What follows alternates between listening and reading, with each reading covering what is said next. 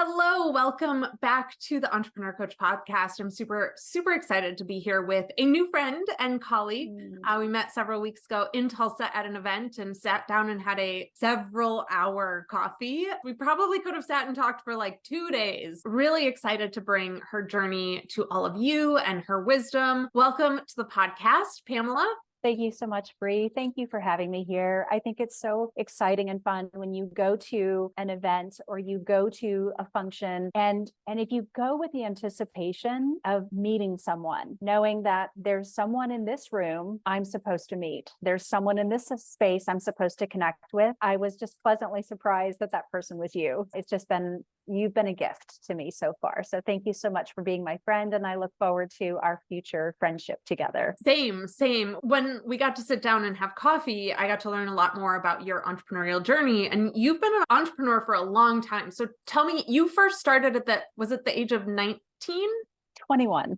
21, close. Okay. Yes, 21. Cool. Yes. I know we talked, and hopefully you'll dive into this a little bit more. It was at a time when there weren't a lot of female entrepreneurs and it just wasn't a normal thing that women did. What inspired you to take that first step? How did you find the audacity to say, I'm going to be an entrepreneur and actually move forward with that?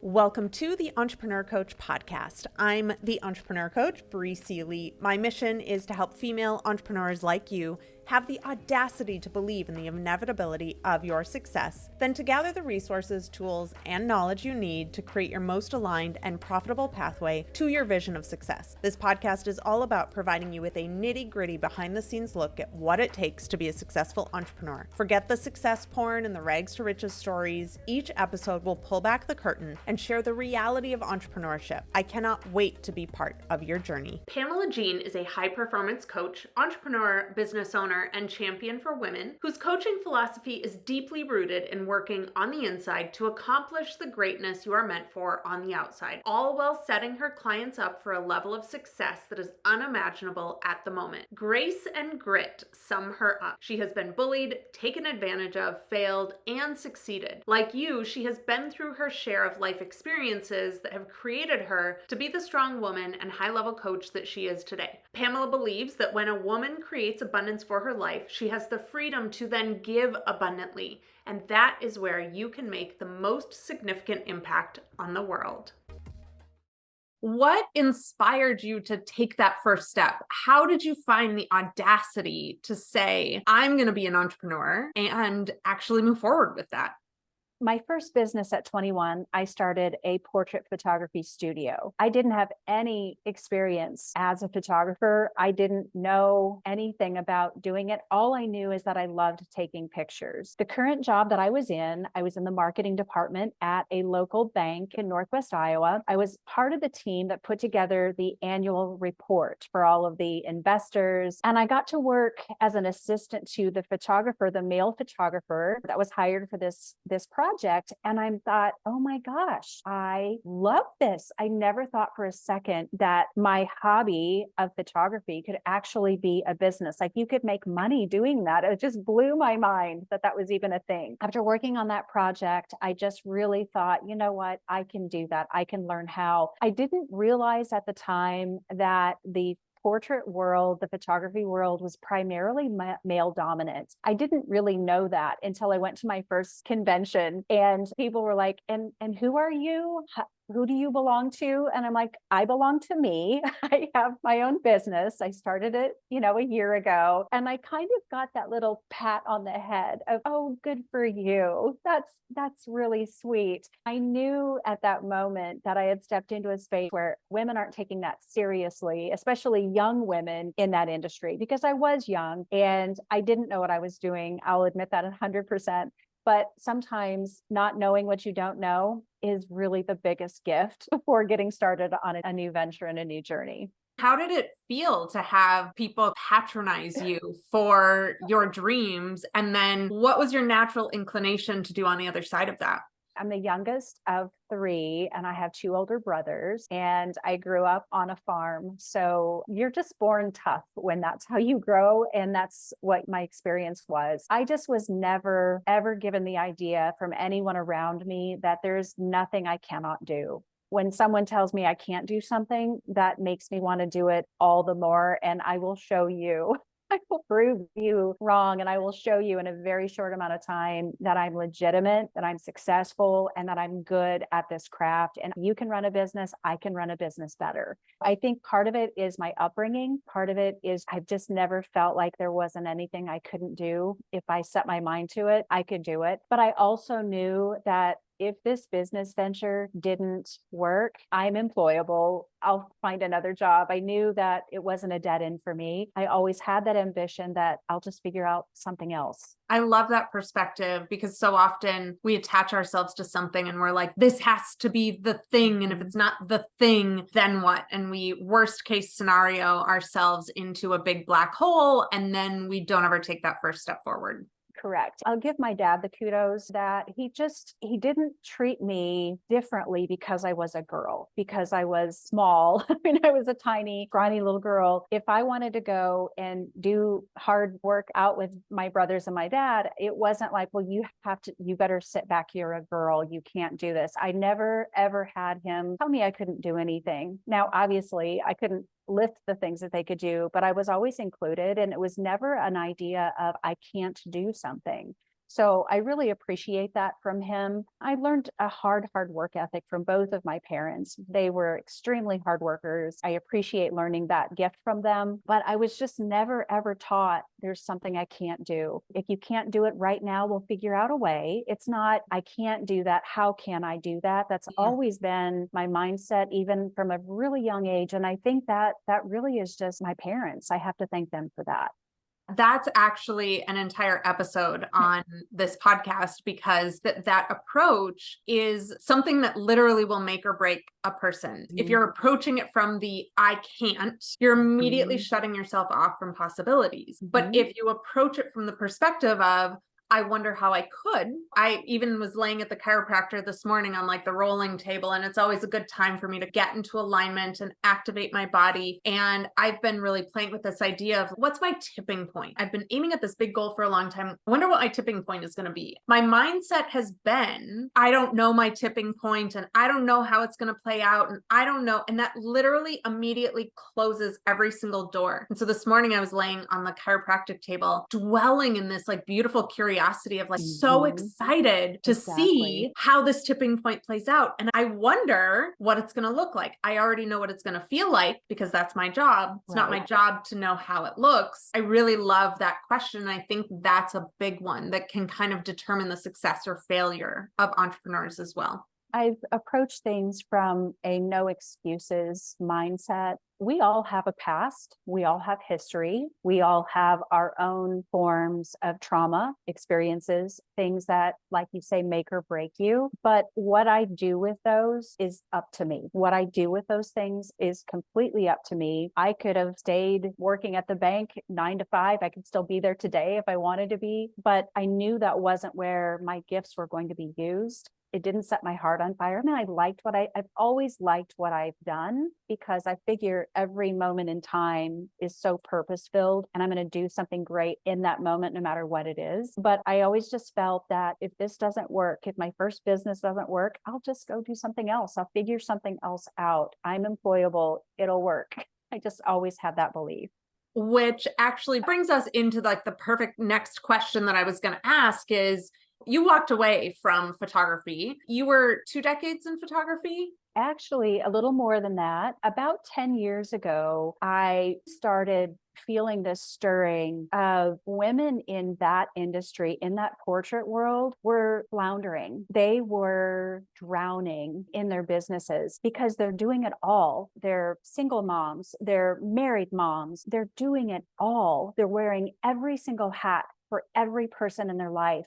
Here's the thing that was the scariest for this group of women, and I think it goes across the board as entrepreneurs. They were not charging enough for the personal product that they created and produced. When you're selling something that is so personal, it's really hard to put a proper value on it because you're too personally entwined with your product. So I'm seeing these women work till they are exhausted to the point of collapsing, and they're not making any money. They have this cash flow that's going into their businesses and out of their business so quickly that they were not keeping enough for themselves. And a question I would ask them is, if you lost your significant other, the other person that's helped maintaining your household, what would happen to you and the rest of your family? That question alone brought tears to many women, because they were like, well, without the additional income from someone else or someplace else, I couldn't continue this. I couldn't do this anymore. That really pushed me into understanding how a businesswoman, knowing the profitability of their company, is so very important. So I started pouring into women in that industry with that topic in mind, and really stayed there for a long time. And as life happens and things change, it just dawned on me that it's not only this group of entrepreneurs and women that need help, it's all entrepreneurs need help with that profitability and that business management side. So that was my nudge to look beyond the portrait world and go into other areas of business coaching and life coaching, and helping those women who have been burning the candle at every end. I mean, they're at this end, and they're burning up in the middle. They're just on fire. Create a balance that is a comfortable, peaceful place for them, because everyone wants balance, peace, happiness. Is that not what everyone really, really wants? And to teach them how to harness that for themselves. Now, I still take care of some of my portrait clients. I've been doing it for 34 years. So I still have that little handful of people that I love to nurture and take care of, because I'm still creating the legacies for their families through portraits. And I think that's a really, really important mission. But it was about 10 years ago when the idea of spreading coaching beyond that was birthed in my mind, and dove in head first, feet first 7 years ago. And it is like, there's no looking back now. I see this a lot with women too. And one of the first conversations I have with them is, what are your revenue streams and how much are you charging? I would say 9 times out of 10, they are undercharging. They are overworking themselves. They're sacrificing themselves for their businesses. And that's the first thing we go in and do. Just launching a women's mastermind. And the first 3 enrolled in the mastermind all got to raise their prices immediately. And I see this a lot with specifically photographers as well, because they charge for their hours that they are with the client. And the things they forget to charge for are the hours that got them to the point where they could do an entire shoot in 45 minutes. Used to take 4 or 5 hours. They learned and honed their craft so much that now it only takes 45 minutes. Does that mean they should only charge for 45 minutes? No, it means they need to charge for the wisdom that they've gained to make it just a 45-minute shoot. And then the editing on the other side. I think as women, we tend to look at more of an hourly thing until we get trained or start to see the bigger picture of like, it's more than just the hours that I am, even with coaching clients, I charge for more than just the hours that I'm coaching them, because my brain is constantly thinking, oh, I need to tell this person about this because it's going to help with that solution that we were talking about in their last call. And it's such a bigger picture thing than just charging an hourly rate. It really is. And if you get yourself into a position of exchanging dollars for hours, you will never come out ahead, ever. You'll never, ever come out ahead. I've been in business for 34 years. The amount of money that I've invested, 34 years worth of education and knowledge and workshops and classes and courses and all of those things, hundreds of thousands. It's so much money. There has to be a return on that investment. Here is even the bigger thing. Just because I'm an entrepreneur and I work for myself doesn't mean I shouldn't have whatever salary I choose to have. I create my own income. I create my own paycheck. So I shouldn't pay myself last. No, you pay yourself first, because you, as the business owner, the entrepreneur, are the most valuable asset that your company has. Without you, you don't have a company. Yep. I say this all the time. If you're not taking care of yourself, you don't or won't have a business. Not only should you be paying yourself, your business should be paying your healthcare and your dental care. And all of those things should be taken care of by your business. And you have to consider the expenses for all of those when you are looking at the prices of your goods and services. Absolutely. Pardon the interruption as we take a brief break before bringing you back to our episode. Are you an entrepreneur who feels like you're running a marathon on a hamster wheel each day, but you'd really rather be swimming with the pigs in the Bahamas or having breakfast with the giraffes in Africa? You're getting okay results in your business, but you're ready for exceptional results. It's time to hit the reset button to give your business a makeover and evolve into your next level of entrepreneurship. I want to invite you into the Reset, a 5-day business makeover to evolve your business from acceptable to exceptional. Visit briseeley.com/reset to get free access to this resource that will forever change the trajectory of your business. You know, one of the really poignant questions that I ask when I'm working with an entrepreneur who's really struggling with understanding pricing and wrapping their emotions around pricing or getting their emotions out of the pricing, whichever way you want to look at it, is if you went and took a job with another company tomorrow, like I'm not going to be an entrepreneur. I'm going to go work for XYZ financial or investment company, just working somewhere else. When you fill out the application and they ask you compensation required, what do you put there? Oh, well, I'm worth at least $100,000 a year. Okay, great. How come then does your company not pay you what you deserve and what you require and desire? And then I get that look of, well, yeah, but it's just me. And I'm like, no. It is not just you. You are your company. Your company should be taking care of you in the way that you require. Yeah. At what point did this shift for you? Because I'm guessing at 21, you didn't like immediately just put yourself on salary. This process, how did it play out specifically in your journey? That's a great question. At 21, I had my first daughter, and not making money was not an option. It was, if I don't make money, I'm going to have to go get a 9-to-5 or go back to the bank or whatever. It wasn't optional to not make money. I didn't have an extra income coming in, so I could figure it out, take my time, work through and become profitable. I had to learn business sense and business savvy out of necessity, really. It was not a luxurious tiptoeing through business. It was like, we're diving in and we are going deep and it's got to work.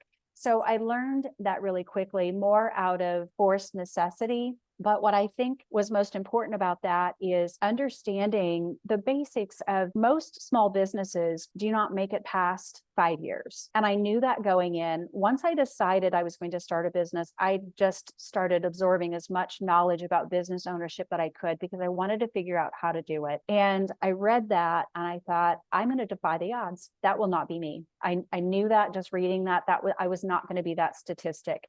That was part of it, but also realizing that after 5 years, you can start seeing bigger and greater returns. There is no, and I want everyone to hear this, there is no get rich quick plan. It doesn't exist. If you're listening to online advertisers and marketers and course owners and operators saying, do this for 90 days and make your first, $50,000 a month, it's not going to happen. I can promise you that is false. It's not true. You have to invest the time. Part of it is you want to grow at a healthy rate of growth. If I grew from day 1 to day 30 so fast, I would have had growing pains in my business that would have put me out of business simply from too fast of growth.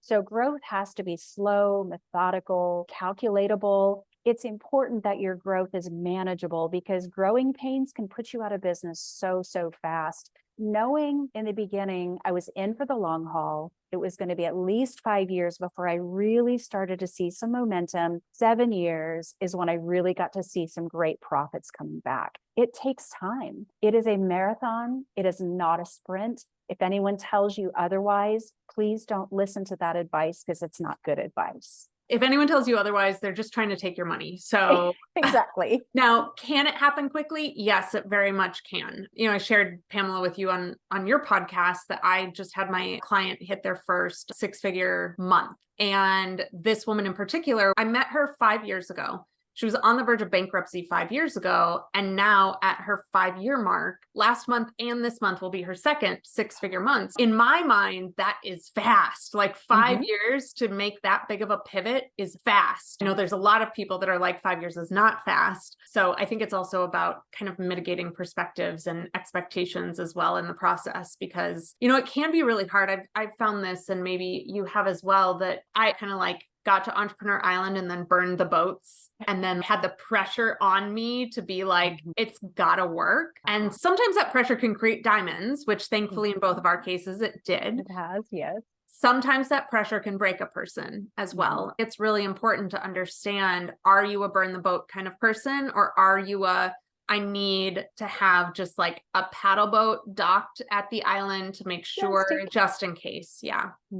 Well, and when you step into the entrepreneurial arena, into that ring, if you will, there is no, I kind of want to start a business. Either you're in or you're out. There is no, I don't really want to work more than 30 hours a week. Can I do this by working less than 30 hours a week? No, the answer is no. You have the luxury of potentially setting the times of the day that you do work. But if you're going to be an entrepreneur, the days of 9 to 5 only working 30, 40 hours a week will not exist as an entrepreneur. Now, you have times where the ebb and flow is you are just working like a madwoman, and then you can have some downtime, and then you have to vamp up again, and then you have some downtime. So there is a flow to it, but it is not a punch the clock. I'm a business owner. I can do whatever I want. No, that is a misconception of what it is to really be a business owner.